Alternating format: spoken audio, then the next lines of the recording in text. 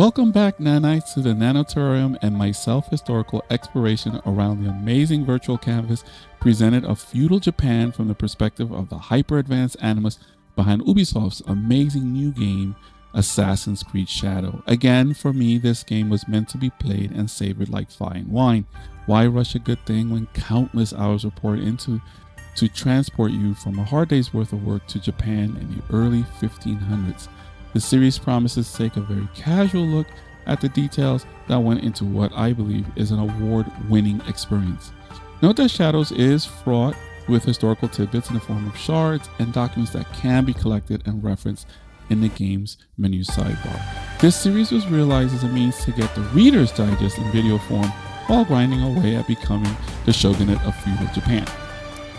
When you think of big ships, thoughts of mega legends like the SS Great Eastern, RMS Oceanic, the Deadly Bismarck, and the RMS Titanic do come to mind from a modern perspective, but the ancient times was also peppered with legendary seafaring giants, including the Khufu Solar Barge, the legendary Palatial Nemi ship, Zheng's treasure ship, or the Conexion. Ubisoft went really big with this game, and I mean really big. From the huge map, castles, temples, fortresses, and statues, this game is peppered with larger-than-life artifacts that merit a pause from the typical objectives to admire deeply. I always like to try to push the boundaries of the freedom that games claim to offer, both for the curious and the OCD among us. In this, I would validate if I can truly cover every inch of the play area to its limits. Again, being born and raised around an era where Pong was the main game. We're talking 2 paddles, 1 ball, 2 colors, black and white. And here I am, 2025, living and breathing, standing on 2 feet, surrounded by a massive panorama of places I can get lost and forget the annoyances of the daily grind. That said, during my full map opening exploration, I gazed upon what appeared to be a massive and foreboding, almost surreal floating palace. Shelving my cares to the side, I decided to make my way to these floating majestics of the Pacific. Today we will be exploring a key artifact partly behind the unification of Japan, the grand battleship of ancient Japan, otherwise known as the Atakebune. The Atakebune were large warships used during the Sengoku period, 1467 to 1615, and were essentially floating fortresses. They were equipped with cannons and were designed to intimidate enemies with their sheer size and massive firepower. The Atakebune played a significant role in the naval battles, during Japan's feudal era. The history of the ships is a fascinating journey through time. Indeed, the earliest known ships actually goes back thousands of years, with the Egyptians being among the first to construct vessels for trade and exploration. These early ships were made of papyrus reeds and were primarily used for navigating the Nile River. Over time, shipbuilding evolved, with the Greeks, Romans, Phoenicians developing galleys for both trade and warfare. In feudal Japan, the Atakebune emerged as a formidable warship during the Sengoku period.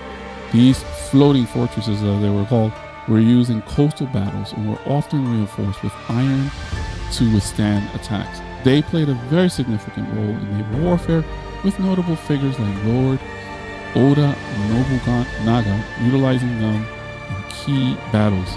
Lord Oda was a visionary leader who revolutionized military strategies in feudal Japan, incorporating many innovative technologies and tactics that reshaped the battlefield. And some of them include firearms. He was one of the earliest Japanese warlords to recognize the potential of firearms in warfare, utilize them.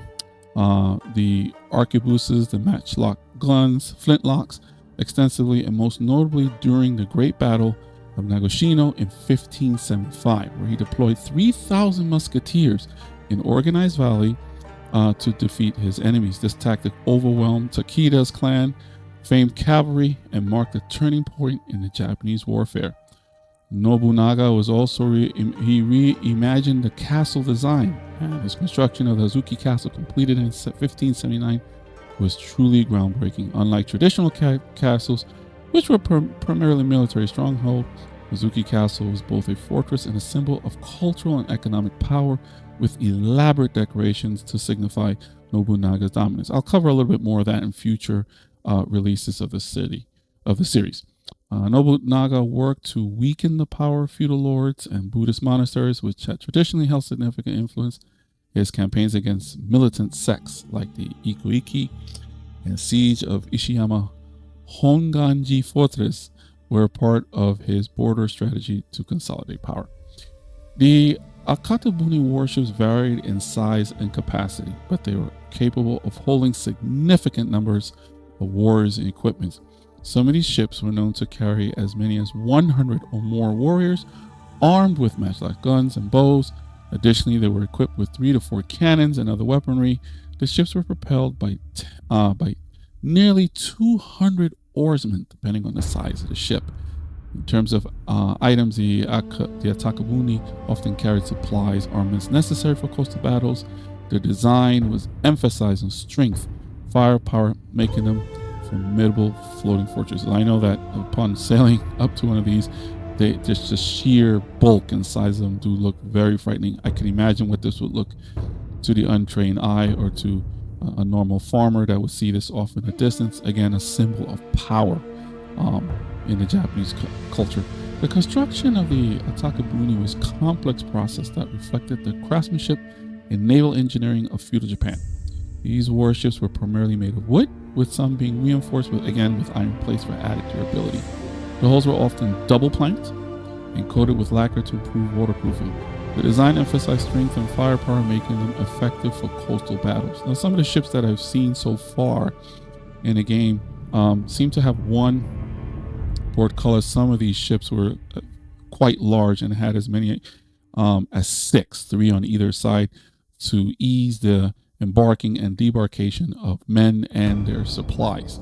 Crafting time to construct these massive warships varied depending on the size and resources available. Historical records suggest that building one of them could take several months to over a year. The timeline depended on factors like availability of skilled labor, materials, and complexity of design, especially the castle component that rests upon these ships. There's very little known in the number of trees that were felled for these ships, but it easily displaced anywhere between 75 to 150 metric tons of water. The labor force around the Atakebune involved a significant number of laborers, including shipwrights, carpenters, blacksmiths, and artisans. It suggested it took hundreds of workers might have been involved in the process, especially for the much larger ships. The workforce included specialists for tasks like iron reinforcements, weapon installations, mounts. These ships were a testament to the ingenuity of Japanese naval engineering during the Sengoku period. It's also interesting to know that these ships maintained large holds where food and such sundries were kept, similar to a land palace, except for this is on board a very large ship. One famous story involves Oda Nobunaga's fleet of Atakebunes, which he used to blockade the Ishiyama Honganji Fortress. Despite initial setbacks, Nobunaga's innovative designs eventually led to his success. Lord Oda utilized the Atakebune, the formidable floating fortresses again, in key battles during his campaign to unify Japan. One notable example of this is the Second Battle of Kizuwakushi in 1578. Nobunaga's fleet, commanded by Kuki Yoshitaka, employed 6 large Atakebune ships, which were reinforced again with iron plating, triple walling. These ships played a crucial role in breaking the supply lines of the Mori clan, leading to the eventual fall of the Ishiyama Honganji Fortress. Another significant use of the Atakebune was during Nobunaga's naval blockade, again, of the fortress. This again allowed him to dominate the coastal battles, all the while showcasing his impressive and formidable approach to warfare. The Atakebune was featured a much larger than life grand scale in the anime Ninja Scroll. If you remember, back in 1993, in Ninja Scroll, there's this massive ship depicted with a castle-like structure on top, which was used for smuggling gold for the Toyotomi.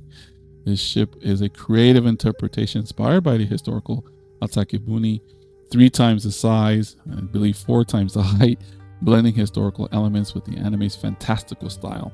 The exaggerated size and design of the ship in the anime again emphasizes role as a symbol of naval power, or power in general, and wealth, fitting of the narrative's dramatic tone. Another fun fact is that the largest Atakebune in Japan's history were the iron reinforced warships built by Toyotomi Hideyoshi during his campaigns, particularly for the invasion of Korea in the late 16th century.